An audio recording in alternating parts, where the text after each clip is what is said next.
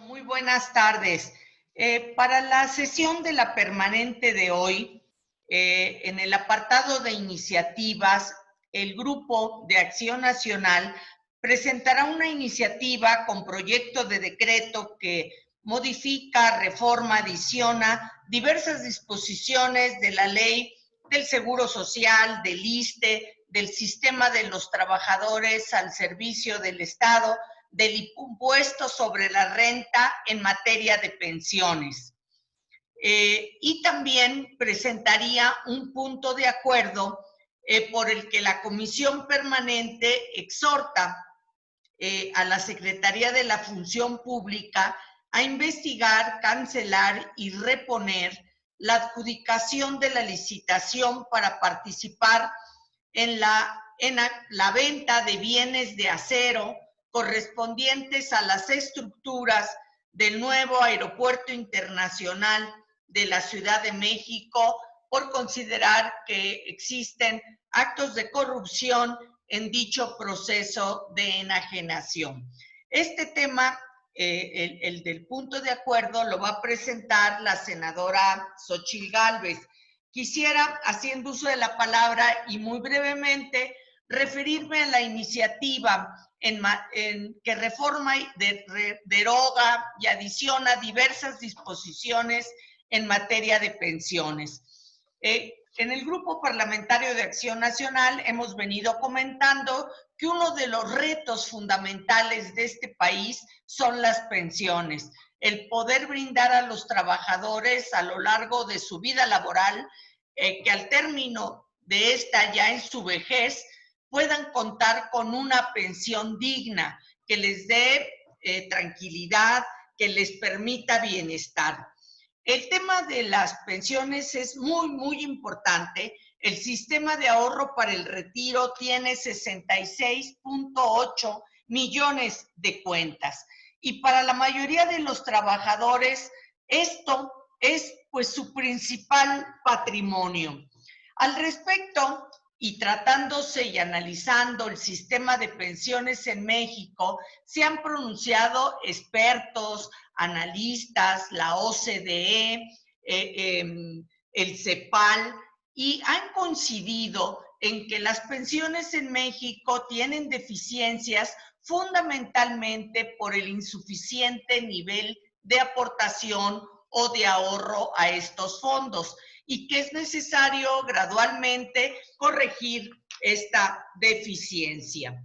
En tal sentido, lo que se busca es el que el trabajador, al término de su vida laboral, actualmente solamente tiene opción de obtener un 26% del último salario que percibió, y necesitamos que las pensiones tengan un carácter que les permita, como decíamos, vivir con tranquilidad. Luego, entonces, estamos proponiendo cambios de fondo al sistema de ahorro para el retiro, pero con el propósito de mejorar. La propuesta de Acción Nacional va enfocada en dos aspectos, que es incrementar el nivel de ahorro de los trabajadores y reducir los requisitos que actualmente se requieren para que una persona pueda calificar en una pensión, bien sea de vejez, bien sea de cesantía en edad avanzada. Igualmente, se busca el que se pueda incorporar al sistema de pensiones todos estos trabajadores independientes que ahorita no están considerados y pudieran hacerlo a través de la incorporación voluntaria al Seguro Social, que contuviera también el seguro de pensiones y de cesantía en edad avanzada. De igual manera, brindar apoyo a las madres, a los padres trabajadores que al momento del nacimiento de sus hijos tienen que dejar su trabajo para ir a atender a sus niños recién nacidos, o en el supuesto de que se encuentren desafortunadamente en situación de enfermedad de cáncer, motivo por el cual dejen de trabajar para atenderlo, pidan licencia, como ya está considerado esta prestación. bueno, pues se les tiene por cotizadas en este supuesto 52 semanas de las que se requieren para acudir a una pensión. Y finalmente, dar más flexibilidad a las sociedades de inversión para que puedan invertir un mayor porcentaje en fondos de inversión variable y que incluso también contratar coberturas que aseguren a los aportantes, a los titulares de la cuenta de ahorro, mejores rendimientos. Como comentamos, esto es lo que buscamos, el que las pensiones al término del trabajo de muchos años sean dignas, aseguren condiciones de bienestar y de seguridad, y para esto hemos tomado las opiniones que se han vertido en diversos foros y también hecho aportaciones de tal suerte de poder construir esta propuesta de iniciativa, ponerla donde tiene que estar, que es en el Poder Legislativo, y a partir de ahí, con la participación de todos los sectores interesados, ir construyendo una propuesta viable y eficaz. Es cuanto, Sergio. Tal parece, perdón, quiero precisar que no va a haber agenda política, por lo menos así se había comentado de manera preliminar. En un rato más habrá reunión de mesa directiva y seguramente se definirá esta circunstancia. Senadora, muchas gracias. Senadora Xóchitl Gálvez, tiene la palabra, por favor. No se le escucha. Gracias, Sergio. Gracias a mis compañeros de la Comisión Permanente. Bueno, básicamente dándole seguimiento al tema del acero, quiero empezar por decir que nos enteramos de este tema por un escándalo en redes sociales de las empresas que concursaron. Si pones la primera lámina, Sergio, porque fue evidente que la empresa que ganó no cumplió con el requisito de la carta de no conflicto de interés. Me dicen los concursantes que la empresa dijo que no la traía, fue a su lugar por su portafolio, sacó la carta y la quiso entregar. Todo el mundo sabemos que eso en una licitación está prohibido. Si te bajas hacia abajo, Sergio, se ve, está muy amplia la parte de abajo, donde dice que no, le habían puesto que sí porque la sacó del portafolio y la entregó. Entonces, quedó así asentado en el acta y posteriormente el Grupo Aeroportuario se saca de la manga la asignación del contrato diciendo que de acuerdo a la ley de responsabilidades, ¿qué es lo que está en juego? Y si ponemos la siguiente lámina, ¿qué es lo que está en juego? Y es a donde yo hoy quiero ir en este punto de acuerdo. Lo que está en juego el día de hoy es si vamos a ser cómplices de la corrupción o de verdad la vamos a atacar de manera frontal.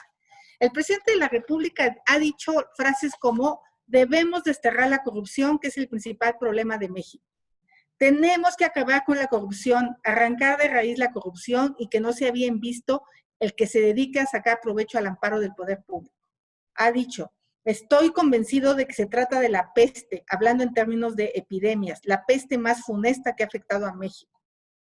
Cero corrupción, cero impunidad. Estamos limpiando, seguimos limpiando de corrupción el gobierno de arriba para abajo. Bueno, hoy el grupo parlamentario de Morena y sus aliados tienen la oportunidad de aprobar este punto de acuerdo de pronta y obvia resolución por una razón. Porque estas toneladas de acero, que no son 49,000, ustedes lo pueden ver, en los funiles. Yo ya me metí a revisar los avances de obra y el Grupo Aeroportuario coincide que es el 5.26% de avance de obra. Y de los edificios estructurales hay 7,000 toneladas de acero. O sea, ¿por qué vamos a entregar 49,000 toneladas de acero a un precio de 4,000 pesos cuando ese acero vale 25,000 pesos en el mercado? Estamos hablando de un quebranto de 600 millones de pesos al erario público. ¿Qué es lo que necesitamos? Que el Grupo Aeroportuario nos entregue el acta de finiquito, que por cierto no es pública, a pesar de que el presidente se la pasa diciendo que es el gobierno más transparente. No encuentro por ningún lado el acta con Constructora Terminal Valle de México, SADCB, para saber ¿cuáles son los conceptos por 14,000 millones de pesos que les pagaron? Segundo, que nos entregue el Grupo Aeroportuario el dictamen de baja de los bienes nacionales que se están rematando como chatarra, cuando inclusive este acero que está ahí no es acero chatarra.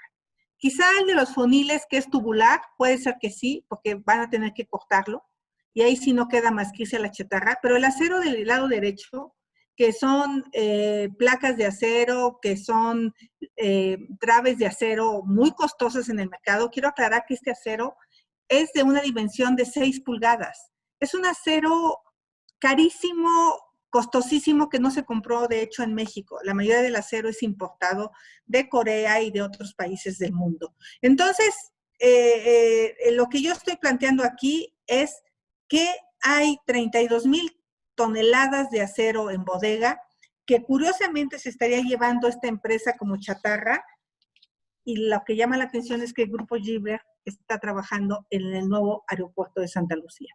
Y si se lo va a llevar, que se lo lleve, pero que pague lo que tiene que pagar, no 197 millones de pesos. Fácil, este acero tendría que estar pagando 897 millones de pesos por este acero en lugar de 197 millones. ¿Cómo vamos a salir de la duda? Aprobándose este punto de acuerdo el día de hoy y obligando al Grupo Aeroportuario a que nos entregue la información que le estamos pidiendo. Es más, yo quiero invitar a un grupo de senadores que vayamos al aeropuerto a ver si efectivamente están esas 49,000 toneladas que dicen que están, porque los que le entendemos a la ingeniería y le entendemos a las estimaciones, nos parece imposible que estén esas 49,000 toneladas. ¿Sí se pagaron? Sí. No solo se pagaron 49,000 toneladas, se pagaron 94,000 toneladas por un monto total de 2,400 millones de pesos. Eso por una nota que trascendió en los medios nos enteramos, pero no por la acta de finiquito que afortunadamente se hizo, pero que nadie conoce. Muchas gracias, senadora. Tiene la palabra el diputado Héctor Jaime Ramírez. Diputado, por favor. Muchas gracias. Yo quisiera comentarles hoy a los compañeros de medios de comunicación dos grandes preocupaciones que tenemos como Partido Acción Nacional en función del mecanismo de salud y de protección a nuestros menores. El primero tiene que ver con este llamado a toda la Secretaría de Salud Federal, al Consejo Nacional de Vacunación, al IMSS, al ISSSTE, a SEDENA, a Pemex, porque es increíble que nuestro país, teniendo toda una trayectoria reconocida mundialmente de tener a nuestros niños, a nuestros infantes vacunados, con el único mecanismo más costo efectivo que se conoce hoy, que es la vacunación. El reporte que recién dio con datos oficiales, la UNICEF y la Organización Mundial de la Salud, de lo que está pasando en México es realmente preocupante. Estamos metiendo un punto de acuerdo para poder llamar al gobierno federal a que se ponga en orden, a que se haga lo necesario para que se adquieran las vacunas y pueda hacerse estas campañas. Tres temas que queremos denunciar. Lo primero es que ya habíamos dicho que con quitar el INSABI basta ahora para regresar a como estábamos antes. Hoy el INSABI, la verdad es que es letra muerta, ya lo dice la propia subsecretaria que renunció, de Desarrollo e Integración del Sector, no ha servido el gobierno federal para integrarse, y es impresionante cómo algunas de los esquemas de vacunas han estado ausentes en los últimos 2 años. Para que tengan una idea de lo que puede significar de retos para el país. Nacen un poco más de 2 millones de niños, y de ellos, por ejemplo, no han podido comprar la vacuna Calmette-Guerin, que es para prevenir, en este caso, la tuberculosis, y los datos en otras vacunas son mucho más preocupantes. Por ejemplo, en el caso de la vacuna de la hepatitis B, que es una infección viral que afecta el hígado, apenas se tiene vacunado el 55% en el año 2019, contra en 2012 que se tenía una cobertura de vacunación del 99%. Y luego andamos buscando culpables de quién pudo haber comprado o no. ¿Qué queremos denunciar además de esta falta de gerencia para comprar las vacunas y hacer estas semanas nacionales de vacunación, que por cierto las quitaron? Hoy le llaman Jornadas Nacionales de Salud Pública.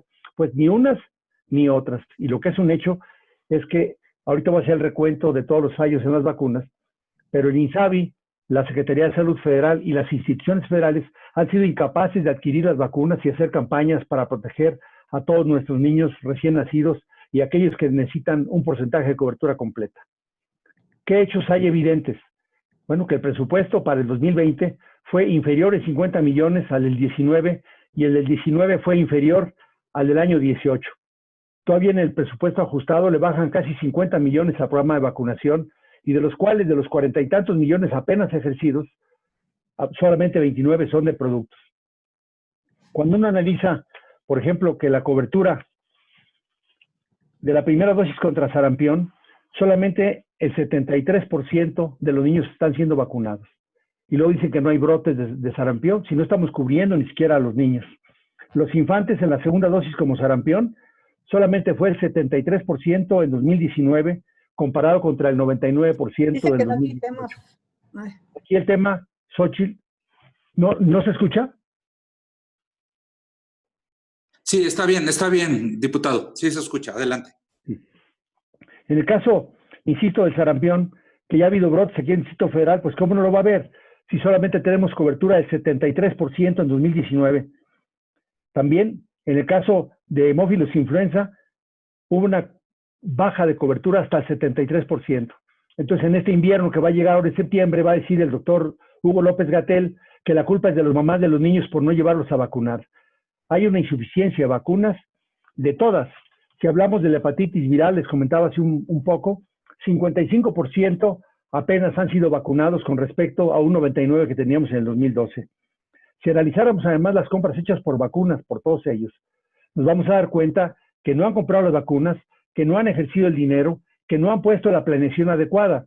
Por ello es que quizá hasta Cristina Laurel renunció a esa subsecretaría señalando que el director del INSABI, Juan Ferrer, pues precisamente no sabe de salud.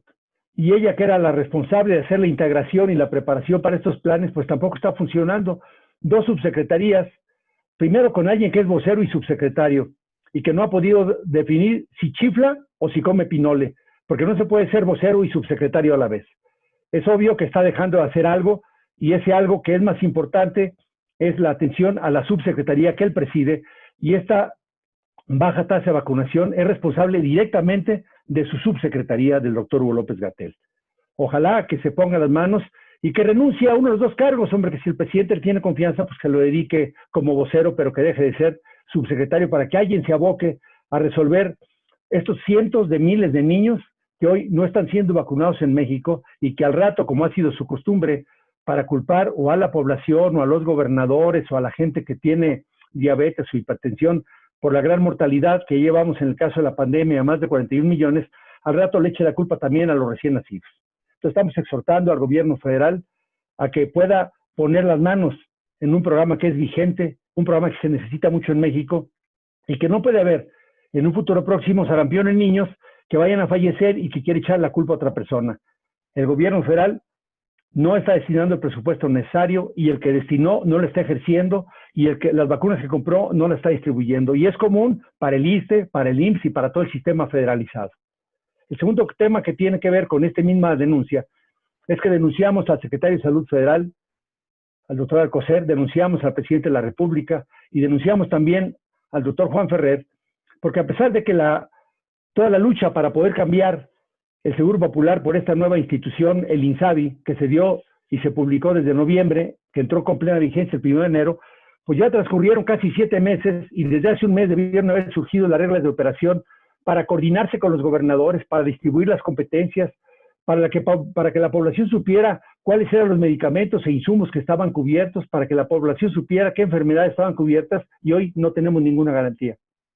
El derecho a la protección de la salud, que estaba claro y específico con pólizas en el Seguro Popular, hoy se encuentra sin reglas de operación a casi 7 meses.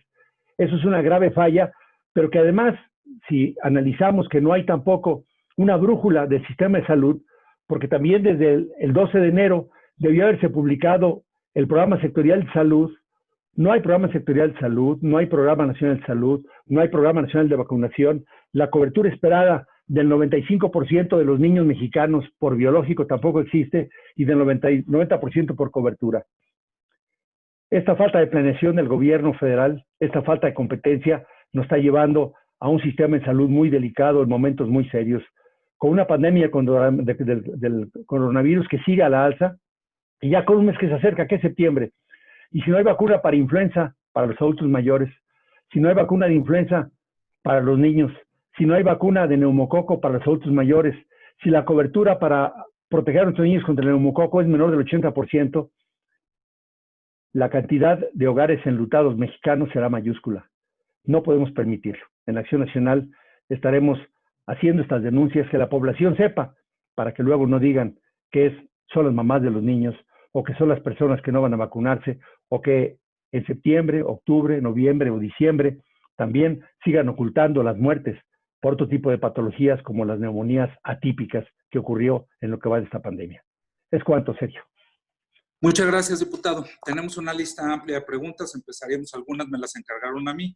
Fernando Mayolo López, de Reforma, nos dice, por favor, una declaración sobre la acumulación de propiedades de Amílcar Sandoval, hermano de Irma Heréndira y superdelegado. Senadora Gálvez. Bueno, es increíble cómo estos personajes, como no tienen cómo justificar que tienen estas propiedades, pues no las declaran, como si no fuera tan sencillo ir al registro público de la propiedad y revisarlo. Llama la atención que parece que esta propiedad se la dio la institución de interés social del Estado de Guerrero. Es similar al caso de la hermana aquí en Santo Domingo. O sea, pareciera que estos luchadores sociales luchan para sus intereses personales. Pelean para regularizar predios para que se los den a ellos. Pelean para obtener vivienda para que al final se le queden a ellos. Entonces, el problema es que pareciera que cuando se meten a campañas electorales les bajan una lana. ¿Sí se acuerdan cuando decían que pues buena parte de la lana que iba a las campañas se la quedaban los que eran promotores, ¿no? Los responsables, que esa lana no llegaba. ¿Cuántas veces decían, no, es que esa lana que entregan no llega abajo, se la quedan los intermediarios en las campañas políticas? Bueno, pues llama la atención cómo después de una campaña política el señor se compra 2 propiedades en friega. De la hermana, ¿de dónde salen los recursos a Irma Heréndira para comprar las propiedades? Pues de militar en los partidos políticos, de recibir prebendas, no hay duda. Y las transformaron en bienes raíces de manera inmediata, con un cinismo tremendo. Ya hoy que Irma Heréndira anda tan expedita para hacer análisis de evolución patrimonial a varios personajes, pues que empiece por casa, que empiece por el de ella misma y que empiece por el del hermano. Eso es lo que yo le pediría a Irma Heréndira. Tiene que empezar por casa y aclarar cómo después de la campaña de 2006 se compra un departamento en el Hipódromo Condesa y al día siguiente se compra otro departamento por un monto de 2.171.000 pesos. O sea, si el señor tenía un cargo en el PRD muy menor, con un ingreso muy menor, o sea, sí creo que ya esto es preocupante. Y además no solo eso, el señor se da el lujo de pedir que repitan su nombre en los actos masivos. Eso es un delito electoral, porque él quiere ser gobernador del Estado de Guerrero y anda haciendo promoción con recursos públicos para posicionar su nombre. Eso se lo vimos a los del PRI, se los criticamos a los del PRI. Estos están peores, porque estos por lo menos no decían que eran diferentes. Estos dicen ser diferentes y realmente pues son bastante más cínicos y corruptos. Senador Julen Rementería, ¿quería hacer un comentario? Solamente decir que incluso ya tiene hasta eslogan, lo que dice Xóchitl es verdad, o sea, la promoción que hace esta persona de él mismo, ya lo marca en una frase que dice paz, lo mejor para Guerrero, ¿no? Que son sus siglas, o sea, son sus iniciales, y francamente, Pablo Amílcar Sandoval. Entonces, aquí hay un claro delito que se tiene que perseguir, ¿no? A mí me parece que hoy se denuncia en algún medio de comunicación esta situación y hay que ir hasta las últimas consecuencias, no solamente aclarando el patrimonio, que por supuesto lo tiene que hacer, coincido en todo lo que ha dicho Xóchitl, pero además este asunto también tenemos que ver que no se repita, porque se ha llenado la boca el presidente diciendo que no se tiene que aprovechar de los cargos, que tiene que estar pues las cosas haciéndose bien, que no haya corrupción. Y perdón, pero esto también es corrupción. Muchas gracias, senador. La siguiente pregunta es de Adrián Ojeda. Nos dice, ¿qué opinan de que un grupo de diputados de Morena y PT quieren echar abajo el proceso de selección de los 20 aspirantes a consejeros del INE? Diputada Josefina o diputado Héctor Jaime, quien decía. Diputada Josefina Salazar, por favor. Muchísimas gracias, Sergio. Con todo gusto, Adriana. Mira, te queremos comentar que, pues bueno, nosotros estamos en la Cámara de Diputados ante un proceso inédito, transparente y abierto a la población. Como ustedes bien saben, el Comité Técnico de Selección de las propuestas que recibió, pues hizo un trabajo minucioso del análisis de los perfiles, de la documentación, de que las personas que solicitaron participar en el proceso reunieran los requisitos que marca la ley, que marca la Constitución, y después de un proceso envió a la Jucopo 4 quintetas de aspirantes a consejeros del INE. Hay que decirlo también que este acuerdo que llegó a la Jucopo fue firmado por 6 de los 7 integrantes de este comité técnico, que son personas con una trayectoria, que son personas con expertise en el tema y que después de este análisis que realizaron de los perfiles y de los documentos de las personas registradas, pues bueno, decidieron enviar el nombre de 20 personas para que la Jucopo continuara con el proceso en la Cámara de Diputados. Quiero decir también que como un hecho inédito también se abrieron las listas y también se pusieron a conocimiento de la ciudadanía las calificaciones por primera vez también en un hecho inédito dentro de un proceso de elección para consejeros del INE. Solamente una sola persona de los que está dentro del comité estuvo en contra de esto, lo que habla de la mayoría del consenso del resto de los integrantes. Nosotros consideramos que este proceso debe de continuar. Se ha visto que está fuera de todo grupo político o de interés. Claramente, con todos estos trabajos que se han venido realizando, se está mostrando de que es un abierto, de que es un proceso abierto. El día de ayer también la Jucopo en una responsabilidad de querer hacer un parlamento abierto, realizó un proceso de entrevistas en línea a los 20 personas que envió el Consejo Técnico para evaluación de la Jucopo y para la integración y la continuación del proceso. Fue un proceso de más o menos 9 horas de trabajo de toda la mañana, en donde se estuvieron transmitiendo las entrevistas vía YouTube, vía la propia página de la Cámara de Diputados, y en donde cada uno de los participantes tuvo la oportunidad de exponer el por qué quiere ser consejero, cuáles son sus experiencias, cuáles son sus aportaciones que realizarían dentro del INE, y también estuvieron abiertos a las preguntas de todos y cada uno de los integrantes de la Jucopo. Y pues bueno, también este proceso estuvo abierto a la ciudadanía, quienes tuvieron el interés de saber y de conocer quiénes son las personas que están proponiéndose para consejeros del INE, pues también tuvieron la oportunidad de seguirlo a través de estos procesos de información. Entonces, pues realmente, como nosotros lo estamos viendo, es un proceso abierto 100%. Es lamentable que un grupo de diputados quiera descalificar este proceso. Es lamentable que por sus intereses particulares y porque a lo mejor movido con cierta tendencia por alguno de los integrantes que en este momento del comité no estuvo de acuerdo con las ternas, pues se quiera descarrilar todo el proceso. La verdad, el país está en una situación pues de mucha inestabilidad en el tema de salud, en el tema económico, en el tema social, en el tema, por supuesto, también de seguridad, y creo que el hecho de querer descarrilar un proceso como el de la selección de los consejeros del INE, que tendrá la responsabilidad de llevar el proceso electoral 2021, es una responsabilidad por parte de los legisladores del PT, y que piden que se eche abajo este proceso, y es lamentable porque es un ataque a la legalidad democrática en un arrebato sin razón y sin motivo.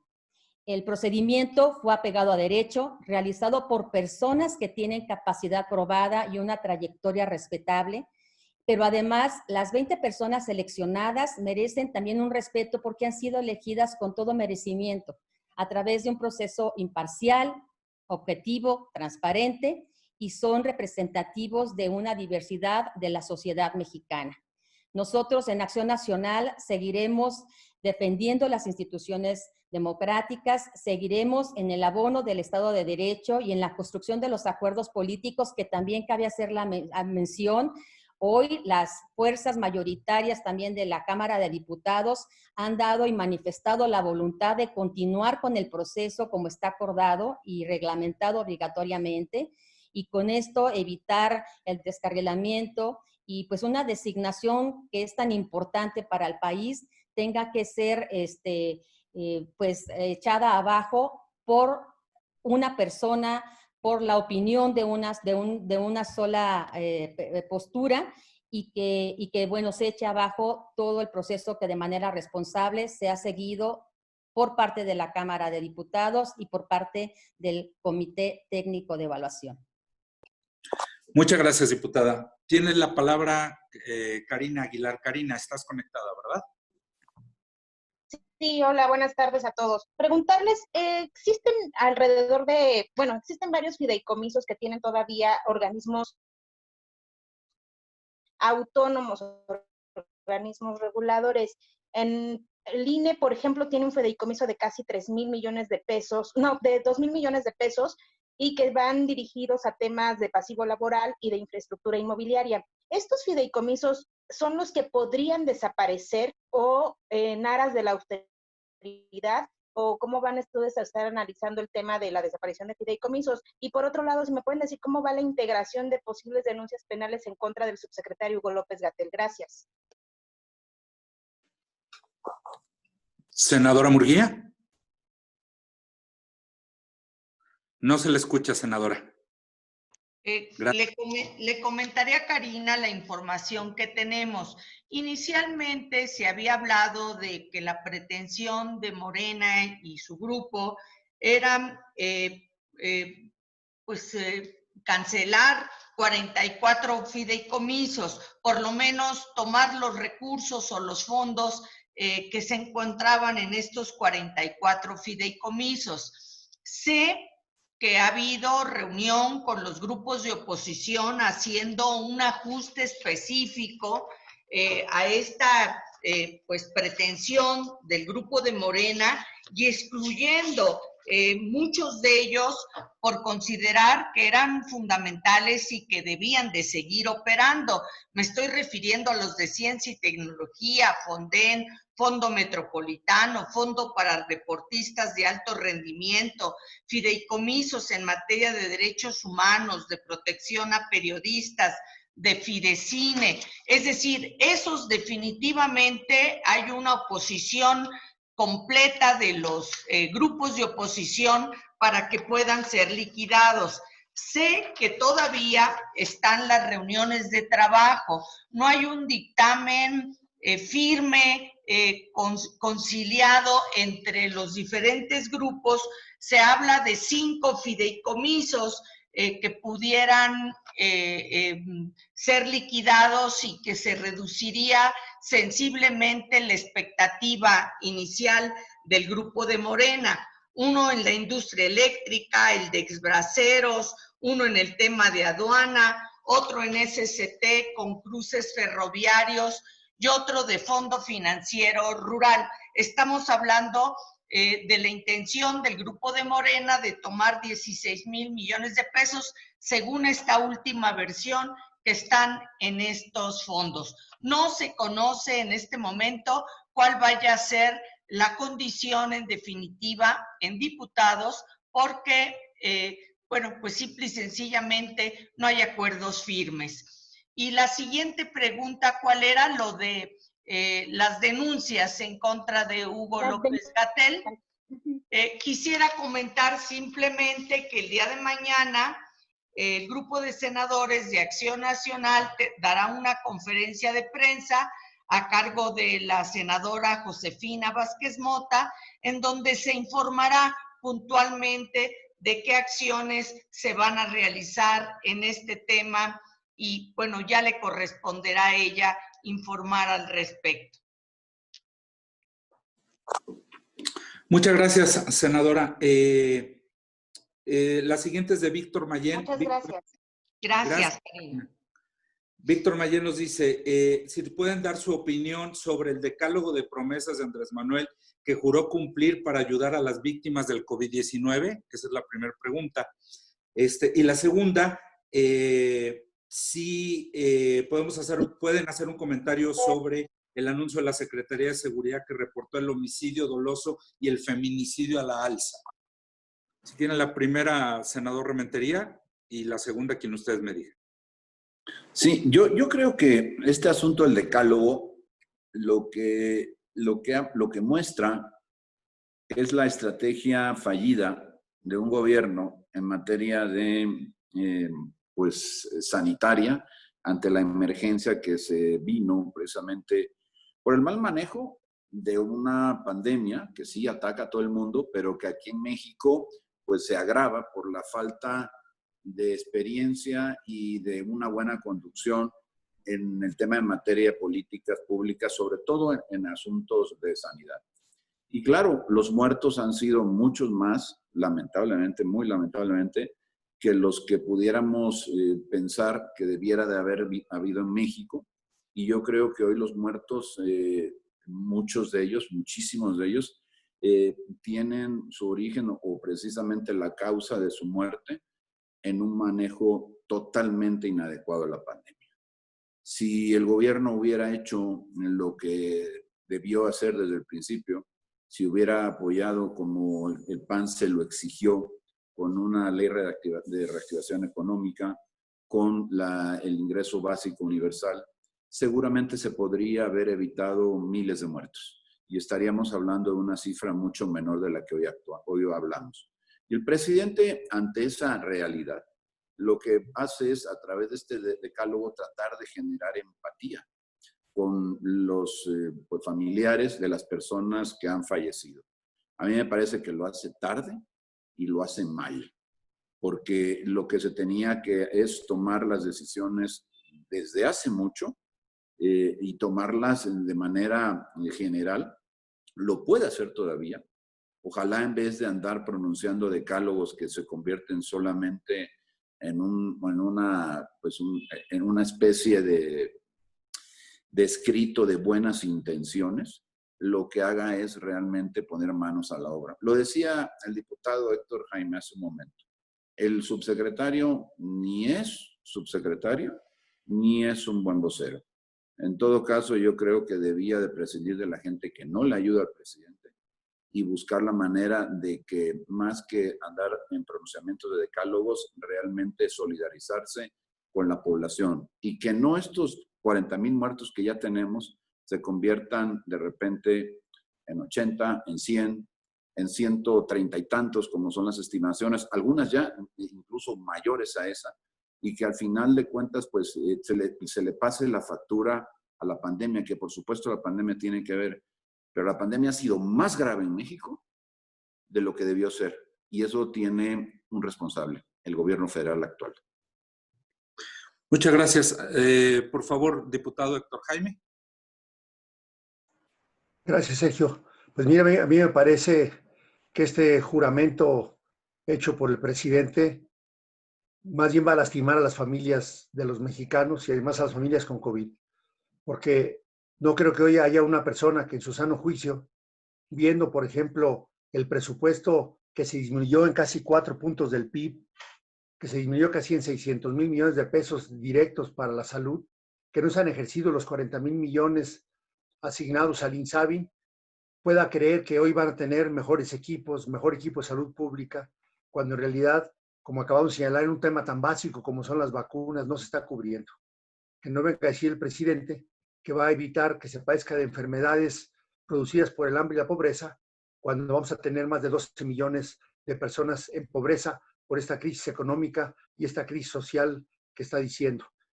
Que no venga a decir el presidente que va a atender con prioridad las enfermedades crónicas como la hipertensión, la diabetes, los padecimientos renales, la obesidad, el tabaquismo, el alcoholismo y la drogadicción, por poner un grupo de palabras, cuando son los programas a los cuales más se les ha recortado el gasto operativo y sin duda la ausencia de cuáles son los vectores para medirlos, el plan sectorial, el plan nacional, los planes institucionales, están lejanos de serlos. Estos 10 juramentos realmente es una broma, es una burla para los mexicanos. El presidente, al escribir esto, de veras que qué poca manera de hacer las cosas. Es cuanto. La segunda parte acerca del aumento en feminicidios. Diputada Josefina. Adelante. Sí, con todo gusto. Pues la verdad, esto también es una responsabilidad de gobierno federal. Nosotros lo dijimos cuando hubo una reducción importante, cuando al presupuesto para la atención precisamente de la violencia contra las mujeres, cuando se determinó por parte también de la Presidencia de la República recortar el recurso para los refugios en donde las mujeres que eran violentadas en su casa podían recurrir para salvaguardar su vida y su integridad y la de sus hijos. Estamos viendo cómo lamentablemente este gobierno es insensible a las necesidades de las mujeres. Lo vimos cuando recortó las estancias infantiles, lo vimos cuando quitó los refugios para las mujeres violentadas, lo vimos cuando está quitando el presupuesto a las mujeres para el tema de la prevención y la atención de la violencia dentro de los hogares, que se está agravando, hay que decirlo también, con el tema de la pandemia, derivado de que muchas de ellas tuvieron que renunciar a su trabajo, tuvieron que regresar a sus hogares, muchas de ellas perdieron sus empleos y esta situación de las necesidades económicas que se están presentando en las familias, porque también inclusive hasta su pareja pudo haber perdido su empleo en esta pandemia.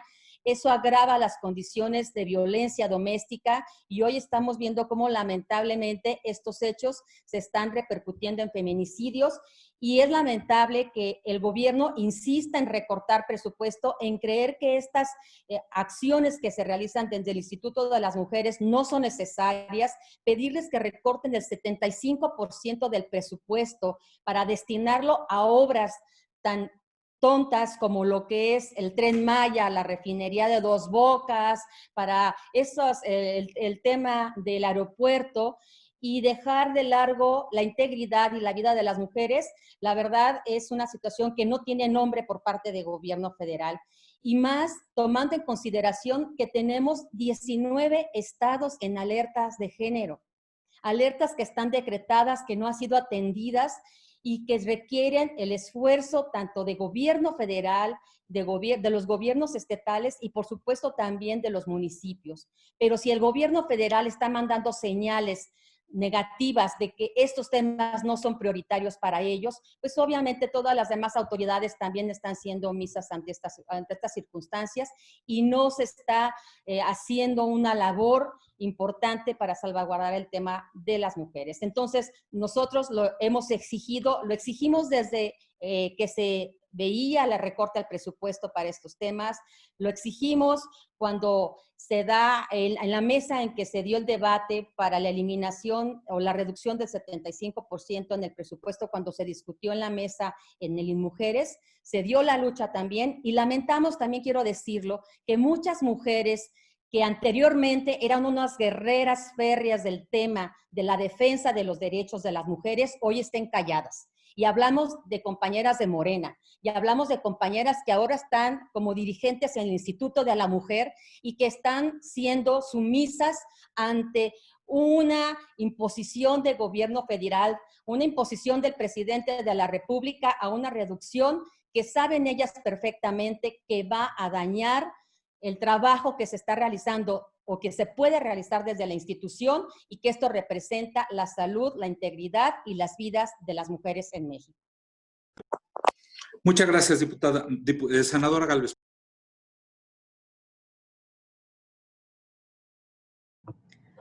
Bueno, yo espero que ante estos datos contundentes del incremento de los feminicidios, el presidente entienda y haga a un lado su machismo personal, porque sí tiene un problema de machismo, y lo tiene que reconocer desde el hecho de no ponerse el cubreboca, eso habla de su personalidad machista.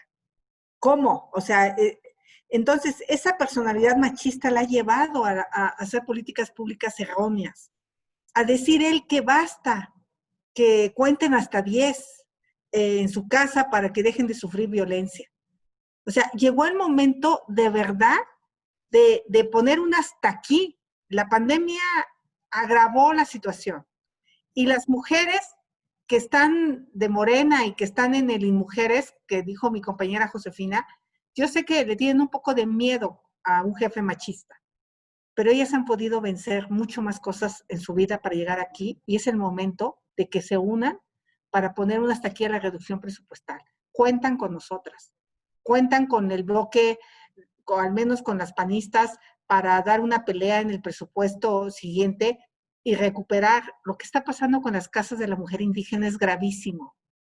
Estas mujeres indígenas era su único espacio donde llegaban a refugiarse, a apoyarse para temas de su salud. Les redujeron el presupuesto de una manera brutal. O sea, entonces el problema ya es grave, es delicado. Entonces yo sí creo que ojalá unamos fuerzas y enfrentemos pues este gobierno machista, que yo no veo otra para que siga reduciendo el presupuesto en temas tan relevantes como es combatir la violencia que sufren las mujeres, y no solo la violencia, el feminicidio.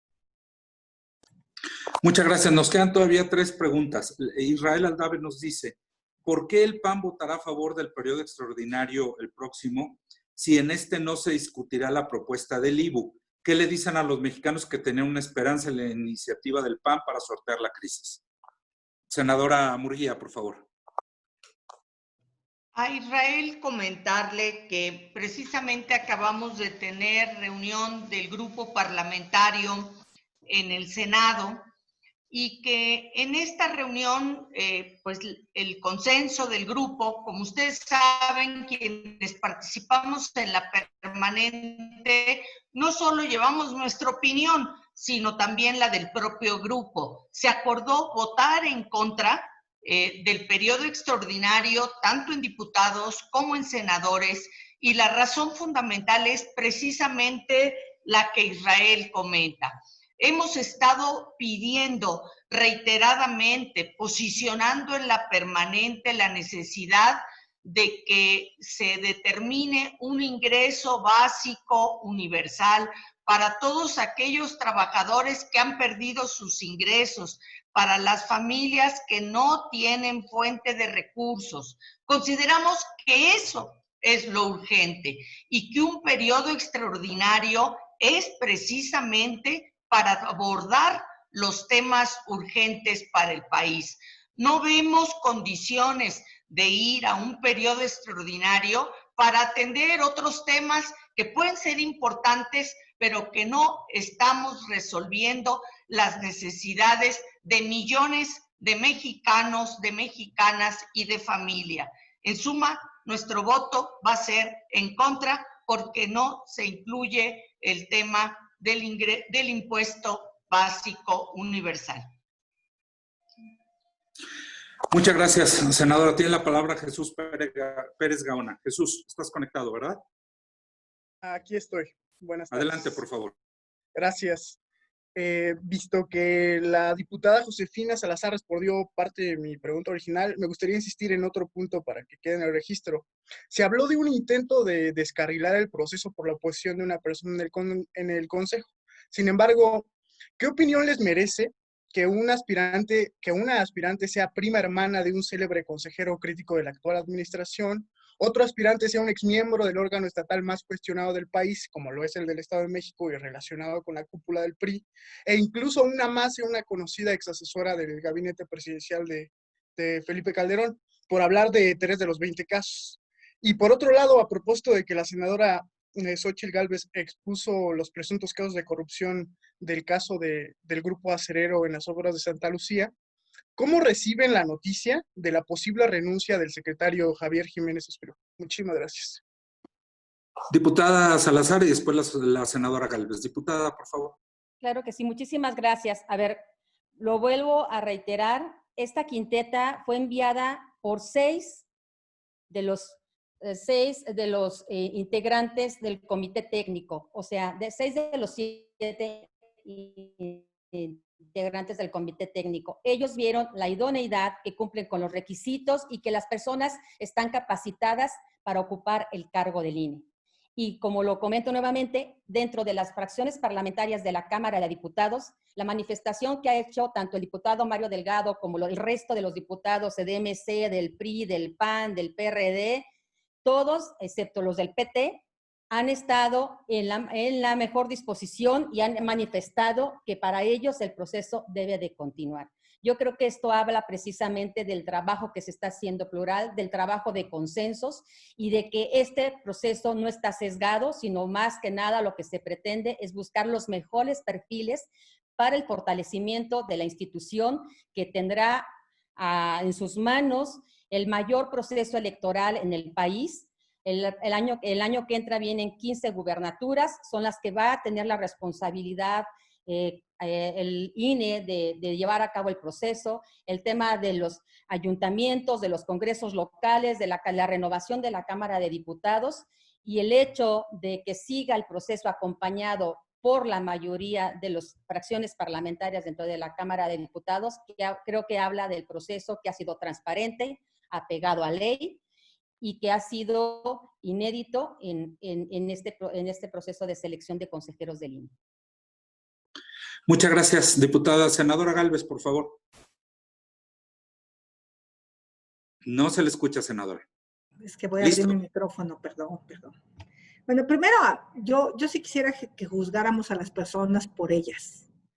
Si son gente honesta, si son gente que ha tenido posturas impecables, si tienen la preparación.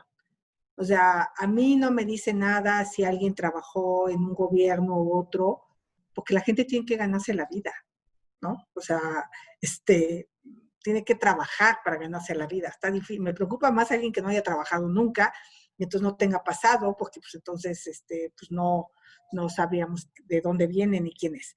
Yo sí quiero precisar, hay que juzgar a las personas por ellas mismas, por su trayectoria, por su capacidad, por su talento.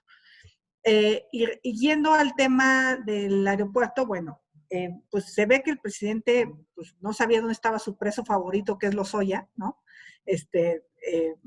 Estaba en un hospital y él pensaba que estaba en un reclusorio. Hoy no está enterado si su secretario le presentó o no la renuncia. Digo, es muy delicado que ya trascendió a todos los medios la renuncia del secretario y él no sepa. Sí me parece que si renuncia, bueno, pues habría que analizar qué está pasando en el grupo aeroportuario, y si no renuncia, de todas maneras hay que saber qué está pasando con este acero que se está vendiendo como chatarra. Ustedes vieron perfectamente las fotos, eso no es chatarra. O sea, no hay manera que allí en esas obras haya 49,000 toneladas de acero. Entonces, pues yo diría que, pues, como que no hay secretario, para ser concreta, no se le ve. Muchas gracias, senadora Gálvez. Finalmente tenemos a Gerardo Segura. Gerardo, ¿estás conectado? ¿Nos ayudas?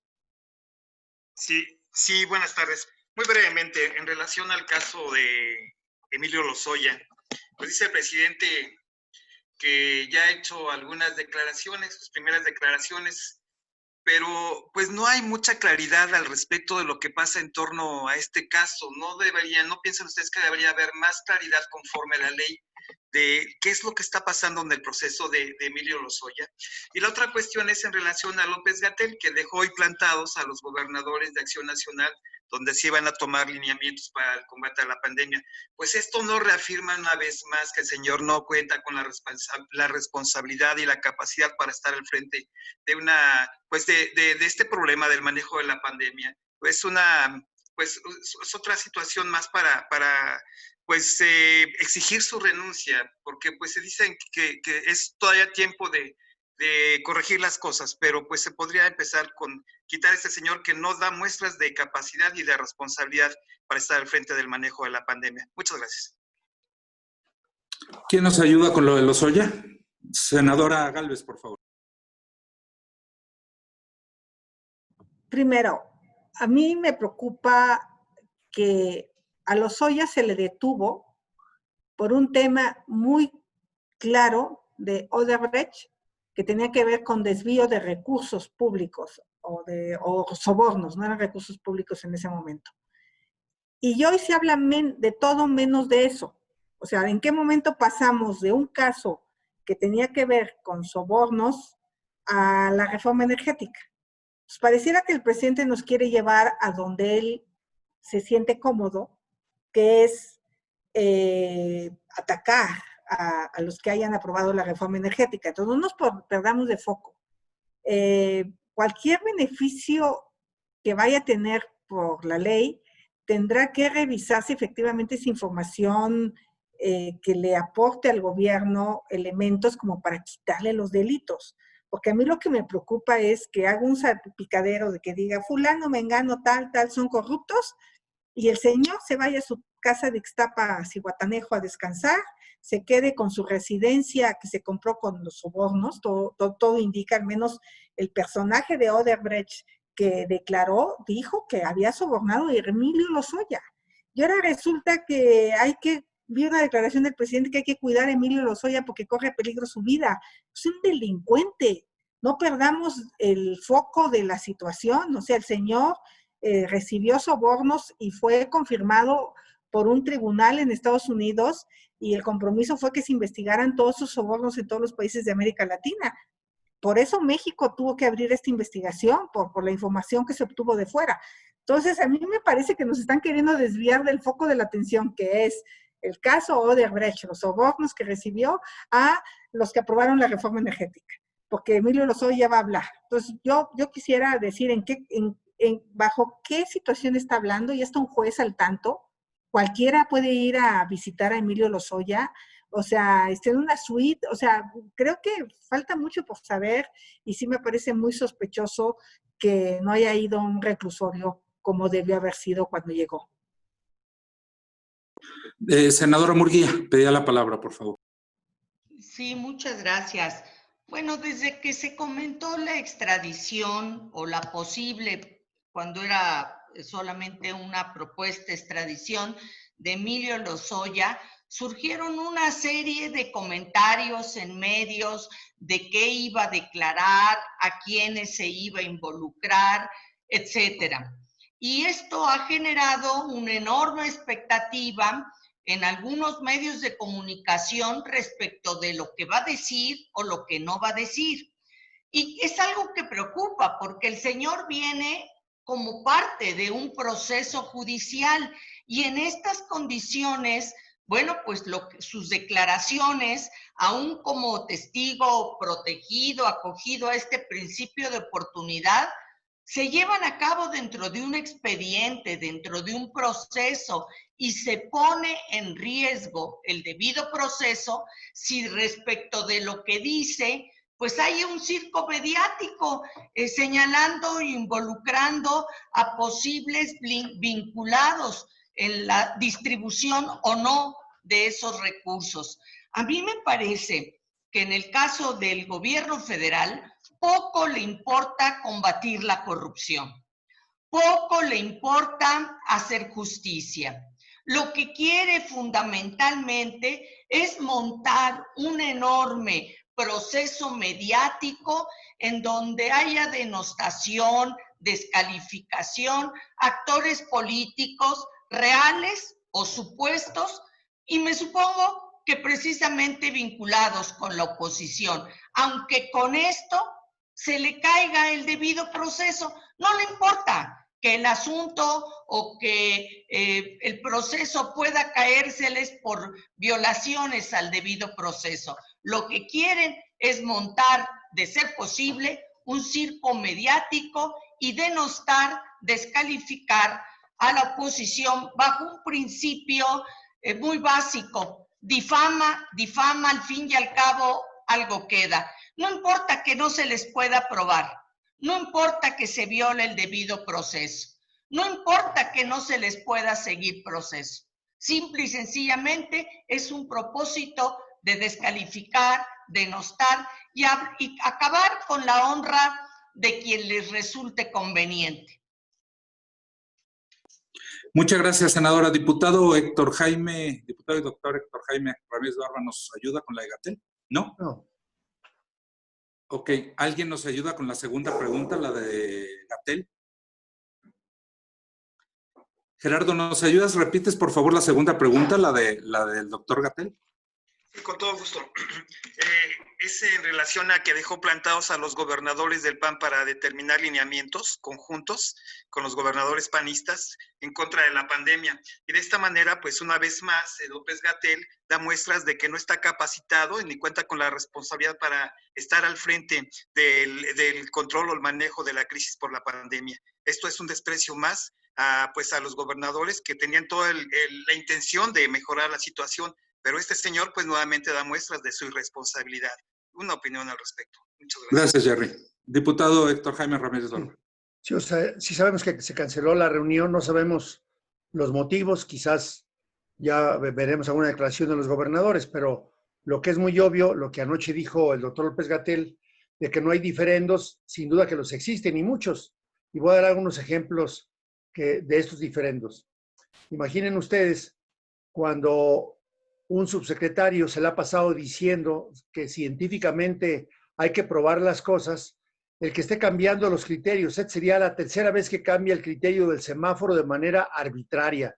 Él dice que no es el semáforo López-Gatell, sino que es el semáforo del gobierno federal. Él es el que lo pone porque ni siquiera el Consejo de Salud General ha sesionado para validar el método científico del grupo de científicos mexicanos que él dice que están atrás de este semáforo para cambiar por tercera ocasión consecutiva un semáforo que lleva menos de un mes de vida. Es decir, pareciera algo muy complejo el poder establecer cómo reactivar la economía.